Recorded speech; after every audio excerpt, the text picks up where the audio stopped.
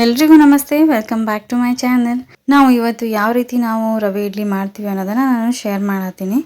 ನಾನು ರವೆ ಇಡ್ಲಿ ಮಾಡೋಕೆ ತುರ್ಕೊಂಡಿರೋವಂಥ ಕ್ಯಾರೆಟ್ ತೊಗೊಂಡಿನಿ. ಅದಾದಮೇಲೆ ಸ್ವಲ್ಪ ಸಣ್ಣದಾಗಿ ಕಟ್ ಮಾಡ್ಕೊಂಡು ಕೊತ್ತಂಬರಿ, ಆಮೇಲೆ ಸಣ್ಣದಾಗಿ ಕಟ್ ಮಾಡ್ಕೊಂಡಿರುವಂಥದ್ದು ಕರಿಬೇವು. ಅದಾದಮೇಲೆ ಇದಕ್ಕೆ ನಾನು ಇಲ್ಲಿ ಒಂದೆರಡು ಸ್ಪೂನಷ್ಟು ಉದ್ದಿನಬೇಳೆ, ಕಡಲೆಬೇಳೆ, ಆಮೇಲೆ ನಾನು ತೊಗೊಂಡಿರುವಂಥ ಕಪ್ಪಿಂದ 1 ಕಪ್ಪಷ್ಟು ಸಣ್ಣ ರವೆನ ತೊಗೊಂಡಿನಿ.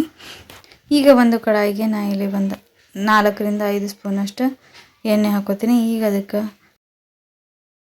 ಎಣ್ಣೆ ಕಾದ್ಮೇಲೆ ಅದಕ್ಕೆ ನಾವು ಸಾಸಿವೆ, ಇದಕ್ಕೆ ಸಾಸಿವೆ ಮತ್ತು ಜೀರಿಗೆ, ಒಂದು 2 ರಿಂದ 3 ಹಸಿಮೆಣಸಿಕಾಯಿನ ಸಣ್ಣದಾಗಿ ಕಟ್ ಮಾಡಿಕೊಂಡು ಹಾಕ್ಕೊಂಡು, ನಿಮ್ಗೆ ಖಾರ ಎಷ್ಟು ಬೇಕೋ ಅಷ್ಟು ನೋಡ್ಕೊಂಡು ಹಾಕೋಬೇಕು.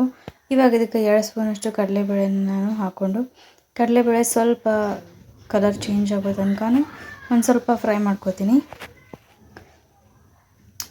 ಈ ರೀತಿ ಫ್ರೈ ಆದ್ಮೇಲೆ ಇವಾಗ ಅದಕ್ಕೆ ನಾನು ಇಲ್ಲಿ ಕಟ್ ಮಾಡಿ ಇಟ್ಕೊಂಡಿರುವಂಥ ಸ್ವಲ್ಪ ಕರಿಬೇವನ್ನ ಹಾಕೋತೀನಿ. ಸ್ವಲ್ಪ ಫ್ರೈ ಮಾಡ್ಕೋಬೇಕು.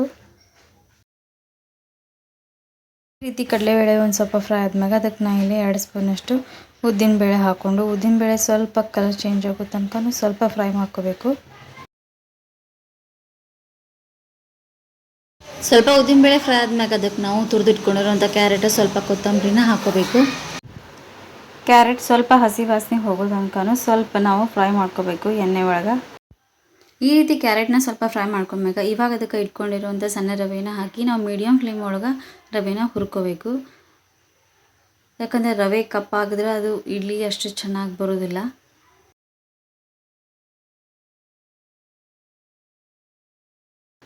ಈ ರೀತಿ ರವೆನ ಚೆಂದಾಗಿ ಹುರ್ಕೊಂಡು ಇದನ್ನು ನಾವು ಸ್ವಲ್ಪ ಅದು ತಣ್ಣಗಾಗೋದಕ್ಕೆ ಬಿಡಬೇಕು. ಇದು ರವೆ ಆರೋ ತನಕ ನಾನು ಇಲ್ಲೇ ಚಟ್ನಿ ಮಾಡ್ಕೊಳ್ಳೋದಕ್ಕೆ ಕೊಬ್ಬರಿನ ಈ ರೀತಿ ಸಣ್ಣದಾಗಿ ಕಟ್ ಮಾಡ್ಕೊಳತ್ತೀವಿ. ನಾವು ಇದಕ್ಕೆ ಕೊಬ್ಬರಿ ಚಟ್ನಿನಾದರೂ ಅಥವಾ ನಿಮ್ಗೇನಾದರೂ ಈ ಶೇಂಗಾ ಚಟ್ನಿ ಇಲ್ಲ ಸಾಂಬಾರು ಜೊತೆ ಎಲ್ಲದ್ರ ಜೊತೆ ಇದು ಟೇಸ್ಟಿಯಾಗಿ ಅನ್ನಿಸ್ತೈತಿ. ಇವಾಗ ಚಟ್ನಿ ಮಾಡ್ಕೊಳ್ಳೋದಕ್ಕೆ ನಾನು ಇಲ್ಲೇ ಸಣ್ಣದಾಗಿ ಕಟ್ ಮಾಡ್ಕೊಂಡಿರೋಂಥ ಕೊಬ್ಬರಿ, ಅದಾದಮೇಲೆ 2 ಸ್ಪೂನಷ್ಟು ಶೇಂಗಾ ಹುರ್ಕೊಂಡಿರುವಂಥದ್ದು, ಅದಾದಮೇಲೆ ಒಂದು 2 ಸ್ಪೂನಷ್ಟು ಪುಟಾಣಿ, ಸ್ವಲ್ಪ ಕರಿಬೇವು, ಕೊತ್ತಂಬರಿ, ಒಂದು 4 ರಿಂದ 5 ಹೆಸರಷ್ಟು ಬೆಳ್ಳುಳ್ಳಿ ಇವೆಲ್ಲನೂ ಹಾಕಿ ಸ್ವಲ್ಪ ರುಚಿಗೆ ಎಷ್ಟು ಬೇಕೋ ಅಷ್ಟು ಉಪ್ಪನ್ನ ಹಾಕಿ ಸ್ವಲ್ಪ ನೀರು ಹಾಕಿ ಇದನ್ನು ನಾವು ರುಬ್ಕೋಬೇಕು. ಇದಕ್ಕೆ ನಮಗೆ ರುಚಿಗೆ ಎಷ್ಟು ಬೇಕೋ ಅಷ್ಟು ಖಾರಕ್ಕೆ ನಾನು ಇಲ್ಲಿ ಒಂದು 2 ಮೆಣಸಿನ್ಕಾಯಿನ ಹಾಕ್ಕೊಂಡಿನಿ.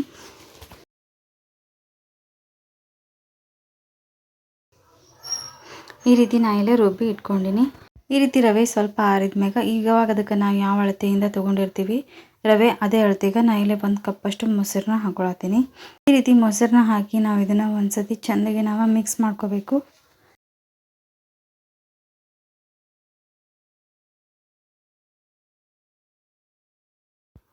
ಈ ರೀತಿ ಮೊಸರೊಳಗೆ ಒಂದು ಸ್ವಲ್ಪ ನಾವು ಚೆಂದಾಗಿ ಮಿಕ್ಸ್ ಮಾಡಿದ್ಮ್ಯಾಗ ಇವಾಗ ಅದಕ್ಕೆ ನಾನು ಇಲ್ಲಿ ಮೇಲೆ ಸ್ವಲ್ಪ ಕೊತ್ತಂಬರಿ, ಆಮೇಲೆ ರುಚಿಗೆ ಎಷ್ಟು ಬೇಕೋ ಅಷ್ಟು ಉಪ್ಪನ್ನ ಹಾಕಿ ನಾವು ಯಾವ ಅಳತೆಗೆ ಮೊಸರು ತೊಗೊಂಡಿರ್ತೀವಿ ರವೆ ತೊಗೊಂಡಿರ್ತೀವಿ ಅದೇ ಕಪ್ಪಿಂದ 1 ಕಪ್ಪಷ್ಟು ನಾನು ಇಲ್ಲಿ ನೀರನ್ನ ಹಾಕ್ಕೊಳತ್ತೀನಿ. ನೀರನ್ನ ಹಾಕಿ ಇದನ್ನು ನಾವು ಒಂದ್ಸತಿ ಚೆಂದಾಗಿ ಮಿಕ್ಸ್ ಮಾಡ್ಕೋಬೇಕು. ಯಾವುದೇ ರೀತಿ ಒಂಚೂರು ಲಂಪ್ಸ್ ಇರದೇ ಇರೋ ಥರ ನಾವು ಒಂದ್ಸತಿ ಇದನ್ನು ಮಿಕ್ಸ್ ಮಾಡ್ಕೋಬೇಕು.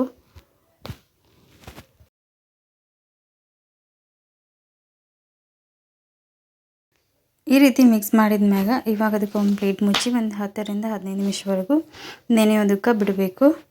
ಇವಾಗ ನಾವು ಆಲ್ರೆಡಿ ಮಾಡಿಟ್ಕೊಂಡಿರುವಂಥ ಚಟ್ನಿಗೆ ಸ್ವಲ್ಪ ಎಣ್ಣೆ, ಆಮೇಲೆ ಸಾಸಿವೆ, ಜೀರಿಗೆ, ಕರಿಬೇವು, ಒಂದು 2 ಕಮ್ಮಿ ಮೆಣಸಿನ್ಕಾಯಿನ ಹಾಕಿ ಒಗ್ಗರಣೆನ ಮಾಡ್ಕೋಬೇಕು. ಈ ರೀತಿ ನೆನೆಸ್ಕೊಂಡಿರೋ ರವೆನ ನಾವು ಒಂದ್ಸತಿ ಮಿಕ್ಸ್ ಮಾಡ್ಕೋಬೇಕು. ಅದೇನಾದರೂ ನಮಗೆ ಗಟ್ಟಿ ಅಂತ ಅನಿಸಿದರೆ ಒಂದು ಸ್ವಲ್ಪ ನೀರು ಹಾಕ್ಕೊಂಡು ಅದನ್ನು ನೀವು ಯಾವ ರೀತಿ ಮಾಡ್ತಿರ್ತೀವಿ ಅದರ ಕನ್ಸಿಸ್ಟೆನ್ಸಿನ ನೋಡಿಕೊಂಡು ಒಂದು ಸ್ವಲ್ಪ ನೀರು ಹಾಕ್ಕೋಬೇಕು. ನಾನು ಇಲ್ಲಿ ಒಂದು 3 ರಿಂದ 4 ಸ್ಪೂನಷ್ಟು ನೀರು ಹಾಕಿ ನಾನು ಇಲ್ಲಿ ಲೆಮನ್ ಫ್ಲೇವರ್ ಇರುವಂಥ ಒಂದು ಈನೋನ ಹಾಕೊಳತ್ತೀನಿ. ಈನೋ ಪೌಡರ್ ಹಾಕಿದ ತಕ್ಷಣ ನಾವು ಇದನ್ನು ಒಂದ್ಸತಿ ಚೆಂದಾಗಿ ನಾವು ಮಿಕ್ಸ್ ಮಾಡ್ಕೋಬೇಕು. ಅದು ಪೂರ್ತಿ ರವೆ ಎಲ್ಲ ಹಿಡ್ಕೋಬೇಕು, ಅಲ್ಲಿ ತನಕ ನಾವು ಇದನ್ನು ಸ್ವಲ್ಪ ಮಿಕ್ಸ್ ಮಾಡ್ಕೋಬೇಕು. ಇದಕ್ಕೆ ನೀವು ಬೇಕಿದ್ರೆ ಸೋಡಾ ಆದರೂ ಬಳಸ್ಬೋದು. ನಾನು ಇಲ್ಲಿ ಇಡ್ಲಿ ಪಾತ್ರೆಗೆ ಸ್ವಲ್ಪ ನೀರು ಹಾಕಿ ಇವಾಗ ಬೇಯಕ್ಕೆ ಇಟ್ಟಿದ್ನಿ. ಇವಾಗ ಇದಕ್ಕೆ ನಾನು ಇಲ್ಲಿ ಏನು ಇಡ್ಲಿ ಪಾತ್ರೆಗೆ ಸ್ವಲ್ಪ ಎಣ್ಣೆ ಹಚ್ಚಿ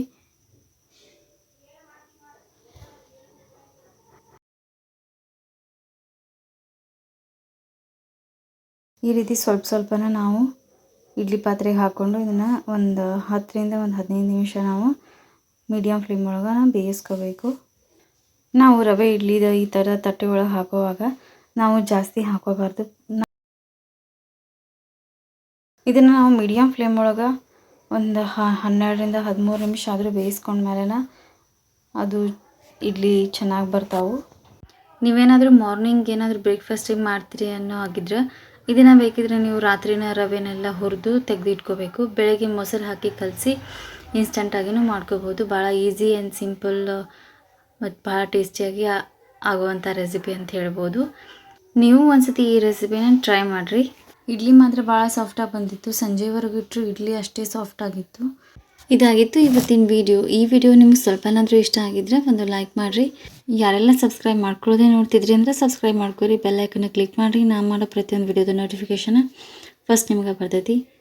ಥ್ಯಾಂಕ್ಸ್ ಫಾರ್ ವಾಚಿಂಗ್.